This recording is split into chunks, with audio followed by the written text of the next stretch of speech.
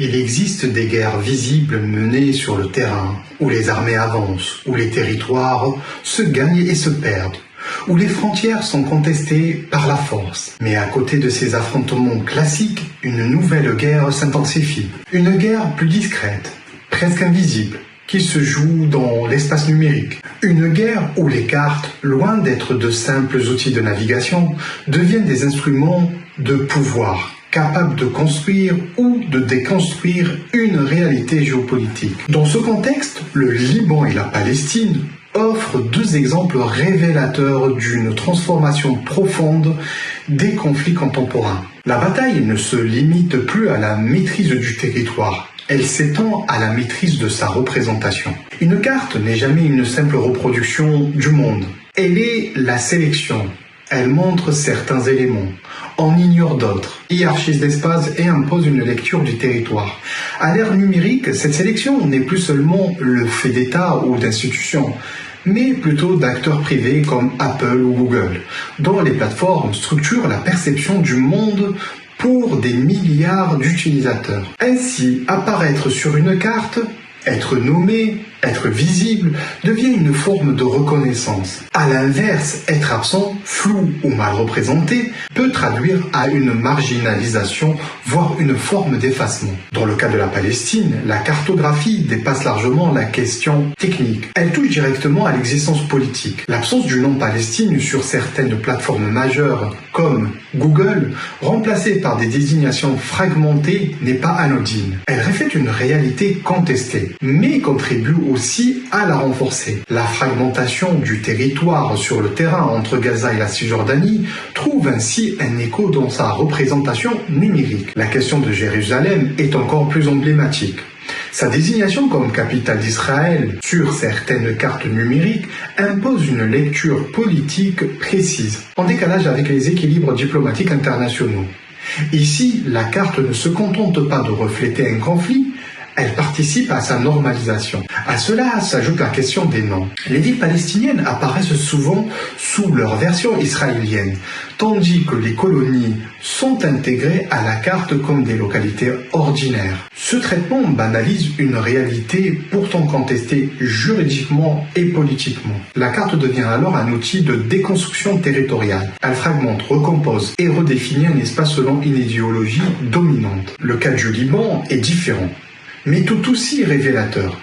Ici, il ne s'agit pas d'une lutte pour la reconnaissance d'un État, mais d'une faible visibilité numérique, notamment dans le sud du pays. Certaines zones apparaissent peu détaillées, mal renseignées, parfois presque vides. Cette situation peut s'expliquer en partie par des facteurs techniques ou économiques. Moindre investissement des grandes plateformes, instabilité sécuritaire ou faible rentabilité du marché. Mais géopolitiquement, cette lacune produit un effet concret, une forme d'effacement numérique, dans une région pourtant stratégique, marquée par des tensions récurrentes avec Israël et la présence du Hezbollah.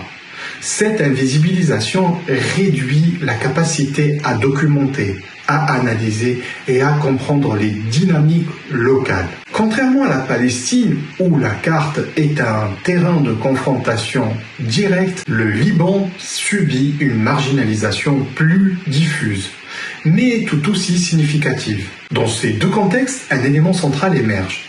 La donnée géographique est devenue un levier de pouvoir. Contrôler la carte, c'est influencer la perception internationale d'un territoire, les déplacements des populations et la compréhension des réalités locales. Or, cette donnée est aujourd'hui largement produite et contrôlée par des acteurs extérieurs, principalement occidentaux. Cela crée une dépendance stratégique pour des régions déjà fragilisées. Dans certains cas, les services peuvent même volontairement limiter ou altérer, notamment en contexte de conflit. La carte cesse alors d'être un simple outil pour devenir un instrument géopolitique actif. Face à ces dynamiques, des initiatives émergent pour proposer d'autres lectures du territoire. Ces contre-cartographies cherche à réintégrer des espaces oubliés, à nommer autrement, à restituer une continuité historique. Mais ces efforts restent confrontés à un déséquilibre majeur, celui des moyens. Les grandes plateformes imposent leurs standards à l'échelle mondiale, tandis que les alternatives peinent à atteindre une influence comparable. Ainsi, la guerre cartographique devient une guerre des récits. D'un côté, une représentation dominante ou globalisée. De l'autre, des tentatives locales de reconstruction du réel. Le Liban et la Palestine illustrent une mutation profonde des conflits contemporains. La guerre ne se limite plus au terrain militaire, elle s'étend à l'espace numérique, où se joue une bataille tout aussi décisive, celle des représentations. Construire une carte, c'est imposer une vision du monde. Effacer un nom, c'est affaiblir une existence. Ignorer un territoire, c'est le marginaliser. Dans un monde dominé par des technologies, la cartographie est devenue un prolongement du pouvoir. Et dans certaines régions, ne pas apparaître clairement sur une carte n'est plus un simple détail technique.